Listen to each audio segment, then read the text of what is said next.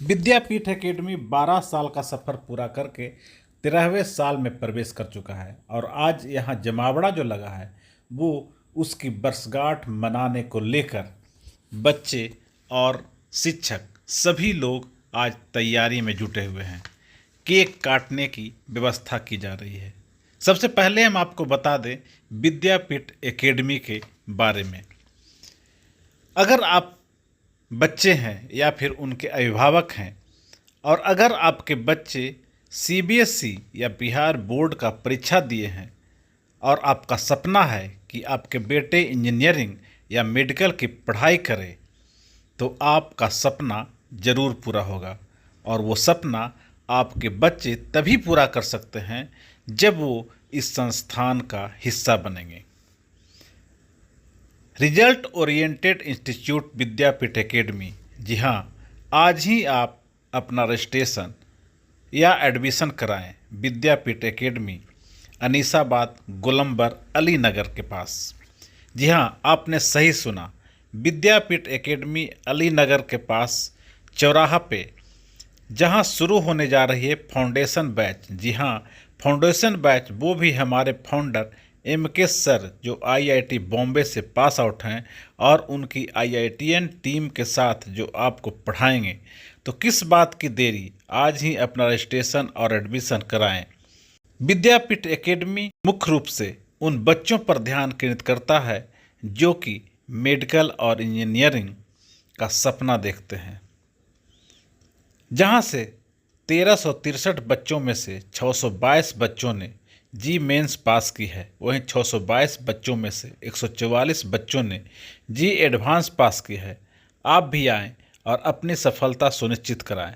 जी हाँ, आप भी सफलता की उस शिखर तक पहुंच सकते हैं जहां विद्यापीठ एकेडमी अनीसाबाद, गोलंबर, अली नगर के बच्चों ने पहुंच रखी है। खास करके 9th और 10th के बच्चे एवं उनके अभिभावक ध्यान दें, आपके लिए सुनहरा मौका है। जी हाँ, सुनहरा मौका, नया बैच प्री फाउंडेशन की शुरू हो रही है।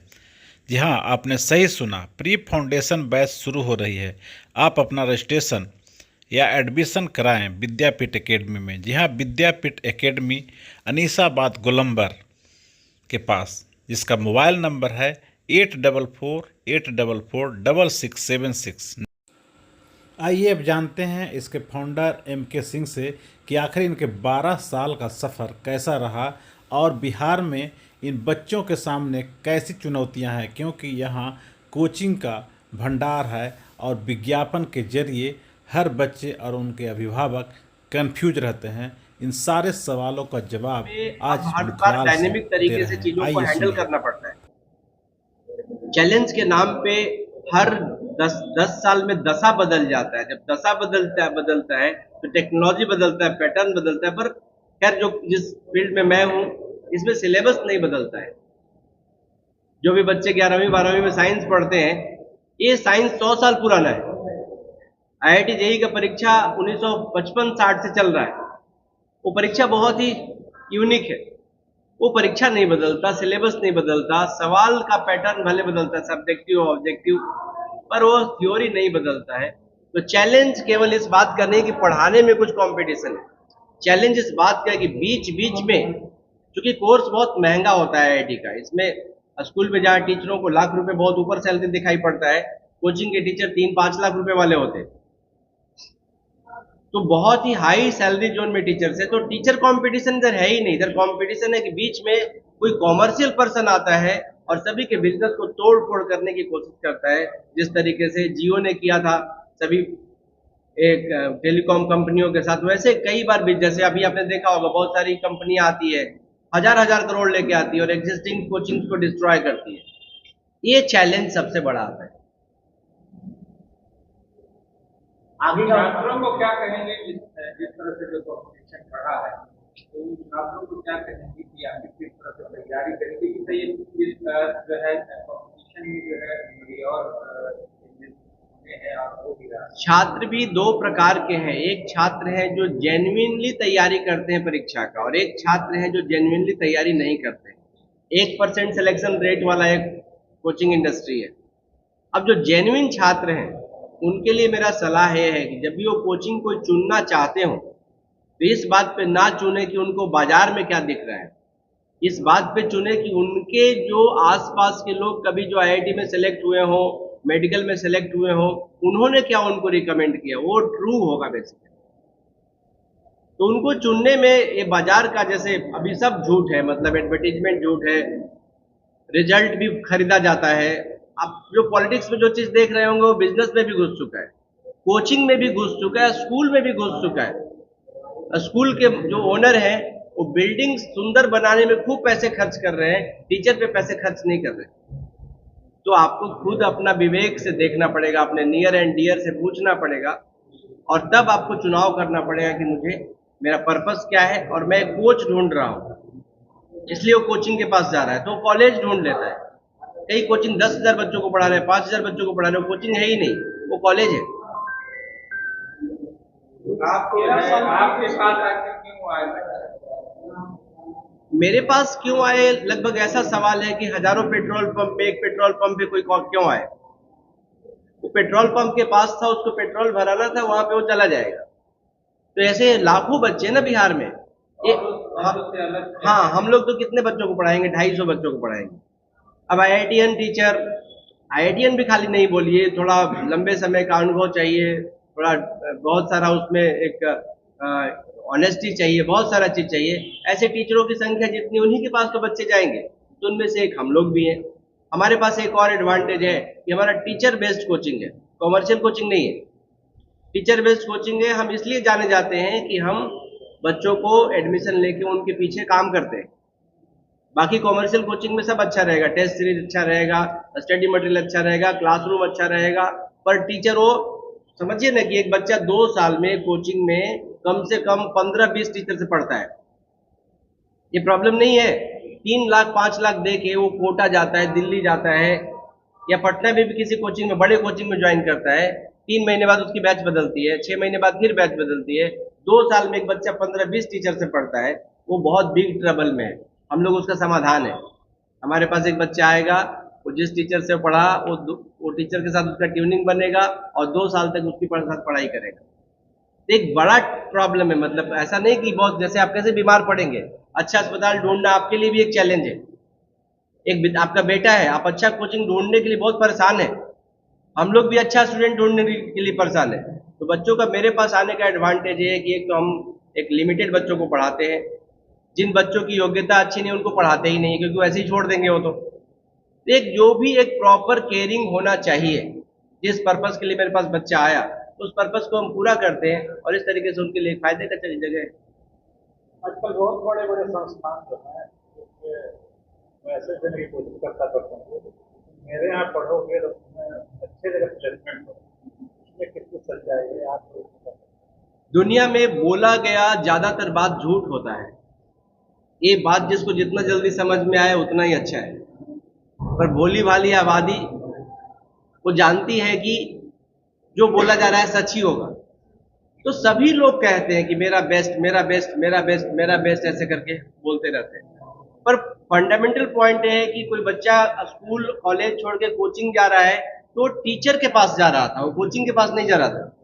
बड़ा कोचिंग बहुत सारे टीचरों का ठेकेदारी करता है, उनको टीचर चाहिए था, वो बेसिकली कोचिंग के थ्रू उनको टीचर मिल जाता है। पर अभी मैं एक दावे के साथ बोल रहा हूं, कंट्री का जो सबसे बड़ा कोचिंग है, जिसके पास लाखों बच्चे पढ़ते हैं, उनके पास 1000 टीचर होंगे। अभी मेरे साथ कोई डिबेट कर ले, उस 1000 टीचर में से केवल 50 टीचर ही आईआईटी पढ़ाने लायक है, और 950 टीचर ऐसे ही भीड़ का एक हिस्सा है। अब कोचिंग में कोई बच्चा जाएगा तो 50 टीचर जो जिन बच्चों को पढ़ाएंगे उनको तो अच्छा मिल गया, और 950 टीचर जो पढ़ाएंगे वो एकदम बकवास है। आपने देखा होगा आपके आस पड़ोस घर परिवार में कोई बहुत दूर दूर तक 10-10 लाख रुपए 5-5 लाख खर्च करके कोटा हैदराबाद पढ़ के आया, और अंतिम में उसको क्या हाथ लगा, कुछ भी नहीं।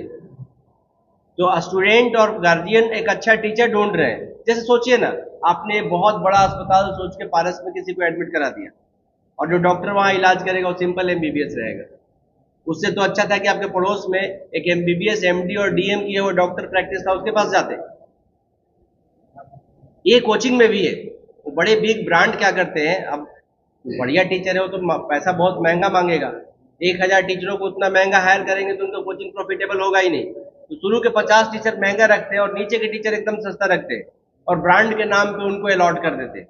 एक बहुत बड़े एक प्रॉब्लमेटिक जोन में है गार्जियन कि मैं किस कोचिंग में अपने बच्चे का एडमिशन कराऊं। मेरा उनके लिए सलाह है कि वो टीचर ढूंढे, कोचिंग के ब्रांड के पीछे जाएंगे तो वही हाल होगा कि 1000 में 50 टीचर तो अच्छे, 950 बेकार है। और मैं पता है कैसे बोल रहा हूँ, 18 साल कोचिंग इंडस्ट्री बिताया हूँ।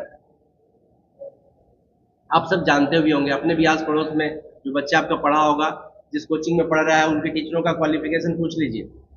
ऐसा नहीं है कि बड़े कोचिंग में अच्छे टीचर नहीं रहते, लेकिन रेशियो 1:10 का है, 1 अच्छा है और 9 बिल्कुल ही नीचे के टीचर से।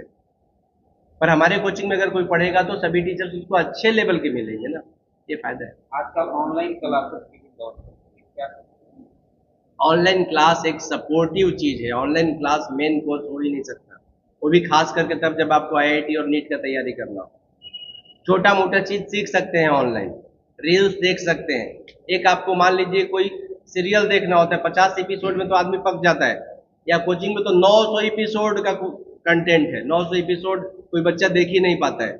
वो तो टीचर खींच के उसको क्लास में लाता है, टीचर बात करता है, समझाता है, बहुत टू वे इंटरेक्शन है। ऑनलाइन में वन वे इंटरेक्शन होता है, इसलिए ऑनलाइन सारी कंपनियां धाराशायी हो गई। बाइजू बंद हो गया, अनअकैडमी बंद होने का कगार पे है, फिजिक्स वाला पिछले साल 1300 करोड़ रुपए घाटे में है। तो सभी लोग खाली फंडिंग के पैसों पे अपना अभी बिजनेस चमका रहे हैं, कोई भी प्रॉफिट में नहीं, सब घाटे में है और आज न कल सब शट डाउन हो जाए। सर खान सर के जो डिसीजन है वो एजुकेशन से मेडिकल फील्ड में जाता है, वो डिसीजन आप कैसे देखें? खान सर एजुकेशन से मेडिकल फील्ड में जा रहे हैं। खान सर का जो स्ट्रेटजी हो, कभी भी एक एकेडमिशियन का स्ट्रेटजी मुझे कहीं से नहीं लगता। खान सर एक शानदार पॉलिटिशियन और शानदार मार्केटर है। मैं एक आईआईटीएन हो कैसे बोल रहा हूँ पूरी जिम्मेदारी के साथ। वो एक अट्रैक्टिव लुक्रेटिव फॉर्म में लोगों के सामने पेश आते हैं। खान सर की क्या पर्सनालिटी है, पिछले 10 साल पहले पूछेंगे तो खान सर एक बिल्कुल बेरोजगार आदमी है, कोई एकेडमिक अचीवमेंट नहीं है, लेकिन वो अभी हीरो बना हुआ है संसार में। कैसे हीरो बना हुआ है, उसको पब्लिक को अट्रैक्ट करने के लोक लुभावन तरीके आते हैं। वो हजारों राखी हाथ में बांधेगा और दिखाएगा कि आई एम द बेस्ट। अभी मैं यहाँ पे बढ़िया एक पार्टी ऑर्गेनाइज करूं, सबको खाने पीने का इंतजाम करूं, अभी लाखों लोग मुझे आएंगे और राखी बांधेंगे। ऐसा स्टंट करते हैं वो, करिस्मेटिक पावर दिखाते हैं। They are not teachers, they are not academician, वो केवल स्टंट करते हैं। आनंद कुमार सुपर 30 आप नाम सुना होगा, बुलबुला फूट गया उनका, खान सर का भी बुलबुला फूट जाएगा। एक्चुअली क्या है कि 90% आबादी गरीबी रेखा में जी रही, जिनको कुछ इंफॉर्मेशन नहीं है, उनके बीच ये हीरो बन जाते हैं। गांव में तो कैसे एक सिपाही भर्ती होगा वो भी हीरो बन जाता है, ये लोग हीरो बन चुके हैं गांव में। और मुझे बड़ी शर्म आती है एकेडमिक्स के नाम पे ऐसा ऐसा स्टंट इन लोगों ने वो किया है, जिस तरीके का स्टंट पॉलिटिशियंस करते हैं। एक बिल्कुल सड़क छाप आदमी पब्लिक के बीच में ऐसे हीरो बना हुआ रहता है पॉलिटिशियंस, वैसे एकेडमिक्स में भी हो चुका है। खैर जमाना ऐसा है, प्रचार का जमाना है, तरीका है, तंत्र है, उस तंत्र का वो लोग इस्तेमाल करके अभी आनंद कुमार सुपर 30 पूरे भारत पूरी दुनिया में अपना नाम फैला लिया स्टंट करके। और मैं क्या, अब तो सबको ही जान चुका है उनका स्टंट। तो मैं खान सर को इस नजरिए से देखता हूँ। मुझे पर्सनली किसी पे ऐसा बोलना नहीं चाहिए, लेकिन चूंकि ये सामाजिक बात है, समाज का एक बड़ा हिस्सा उनको एक आइडियल मान रहा है। जिस आदमी की हैसियत है कि 10वीं में ना कभी वो स्कॉलर था, ना 12वीं में स्कॉलर था, किसी भी पॉइंट पे स्कॉलर नहीं था, सिंपल से एसएससी इस तरीके की टीचिंग करते हैं। पब्लिसिटी बहुत अच्छा मिल गया है, स्पीकिंग पावर बहुत अच्छा है और बहुत एक शानदार एकेडमिशियन में उनका नाम आने लग गया है। मैं तो देख देख के कभी कभी हंसता हूँ। आजकल लोगों को मोटिवेशनल स्पीकर के रूप वो बनेंगे ना, विवेक बिंद्रा का नाम आपने सुना ना, एक से एक लोग ऐसे आए।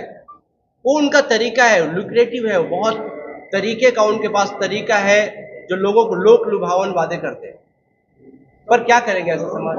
वो क्या कुछ कहिएगा, जिनका दरोगा मुद्दे के दरोगा का फैक्ट्री चलाते हैं और डॉक्टरों का फैक्ट्री चलाते हैं, उनको क्या करें?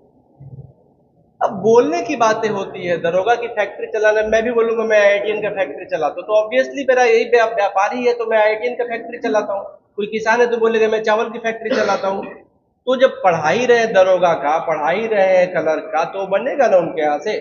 अब मेरे पास, अब आनंद कुमार बोले ना कि मेरे IITians इतने स्टूडेंट हैं, तो IIT का टीचर ही है, तो स्टूडेंट IITian नहीं रहेगा तो क्या करेगा? अब कोई डॉक्टर कहे कि मेरे यहाँ से बहुत लोग बच के चले जाते हैं, अरे उसका पैसा है ना वो तो, और उसको बढ़ा बढ़ा के वो लोग बोलते हैं।